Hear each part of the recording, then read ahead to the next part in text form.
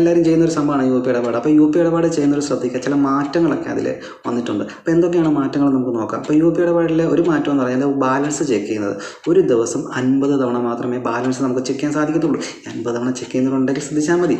50 തവണ മാത്രമേ ഒരു ദിവസം നമുക്ക് ബാലൻസ് ചെയ്യാൻ പറ്റത്തുള്ളൂ. ഇനി അതിനുശേഷം വന്നിരിക്കുന്ന ഒരു മാറ്റം എന്ന് പറഞ്ഞാൽ 1.5 മിനിറ്റിൽ 3 തവണ മാത്രമേ നമുക്ക് ഹിസ്റ്ററി പരിശോധിക്കാൻ സാധിക്കത്തുള്ളൂ. ഹിസ്റ്ററി എന്ന് പറയുമ്പോഴത്തേക്ക് നമ്മൾ ആർക്കൊക്കെ പൈസ അയച്ചു, എങ്ങോട്ടൊക്കെ പൈസ പോയി എന്നുള്ളത്, നമുക്ക് ആരൊക്കെ പൈസ അയച്ചിട്ടുണ്ടെന്നുള്ള ഡീറ്റെയിൽസുകളൊക്കെ നമുക്ക് 1.5 മിനിറ്റിൽ 3 തവണ മാത്രമേ നമുക്ക് ചെക്ക് ചെയ്യാനായിട്ട് പറ്റത്തുള്ളൂ. ഇനി അടുത്തൊരു പ്രധാനപ്പെട്ട നല്ലൊരു മാറ്റം എന്താണെന്ന് ചോദിച്ചു കഴിഞ്ഞാൽ, അതിൽ നമുക്ക് പൈസ അയക്കുന്ന വ്യക്തിയുടെയും പൈസ നമ്മൾ ആർക്കൊക്കെ ഇട്ട് കൊടുത്തോ, നമുക്ക് ആർക്കൊക്കെ വന്നു എന്നുള്ളത് അവരുടെ പേര് പൂർണ്ണമായിട്ടും കാണിക്കും എന്നുള്ളതാണ് അതിലെ പ്രധാനപ്പെട്ട നല്ലൊരു കാര്യമായിട്ട് എനിക്ക് തോന്നുന്നത്.